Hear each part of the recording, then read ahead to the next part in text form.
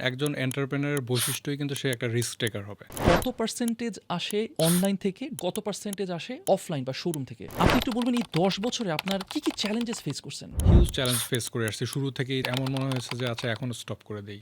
যখন করোনা হলো তখন তো মনে হলো বিজনেস বন্ধ হয়ে গেল। শেষ। সেলারি কিভাবে দিব? রেন্ট কিভাবে দিব? এত বড় স্ট্রেস। যেখানে আমি হজে যাবো কি যাবো না এটা চিন্তা করতেছিলাম। আমার বাজেট সমস্যা হবে কিনা। এই একটা ফেজে ছিলাম। সেখানে হজে যাওয়ার আগে আমি কিন্তু ক্যাশ দিয়ে গাড়ি কিনি।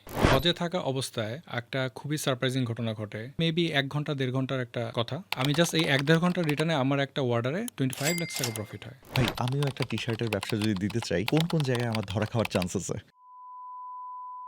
ক্রাউড ফান্ডিং এর ভুল দিক বা ভালো দিক কি হতে পারে প্লিজ একটু? ক্রাউড ফান্ডিং এর সবাই অনেক হাই প্রফিট, হাই আরওআই বলে এক্সপেকটেশন বাড়িয়ে দেখা যায় ইনভেস্টমেন্টটা ফার্স্টে ইন করে। দেন বিজনেস ওইটা আর গ্রো করে না।